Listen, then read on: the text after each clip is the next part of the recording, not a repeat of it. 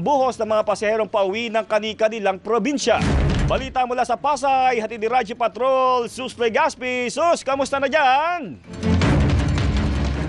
Jeff, matapos nga ang inspeksyon ng National Capital Region Police Office, magkasunod ding naglibot dito sa PITX, ang Bureau of Fire Protection o BFP at Office for Transportation Security o OTS. Sinilip ng dalawang kawanihan ang mga bus na bumabaybay sa EDSA Carousel kung saan nakitang may pagkukulang sa kahandaan ang isang bus. Nakitang nakatali ng alambre at pahirapang magamit ang fire extinguisher sa loob ng bus.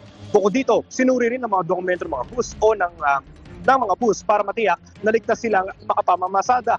Ay kay OTS Administrator Gilbert Cruz, sumusunod ang PITX sa mga panatuntunan pagdating sa seguridad, partikular ang sapat na bilang ng mga CCTV camera, metal detectors at security personnel. Bago magtungo sa PITX, una lang nag-inspeksyon si Cruz sa Ninoy Aquino International Airport kung saan wala rin anya nakitang problema sa kabila ng pagdami ng mga pasahero.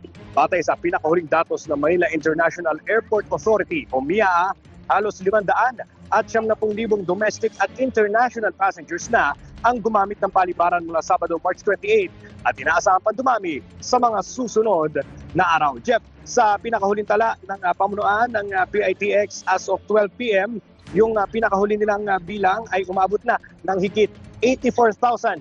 Yung mga dumaan dito sa terminal, inaasahan mamaya ay dadami pa pagkatapos ng pasok sa opisina at iba pang tanggapan ng mga daragsa dito sa terminal.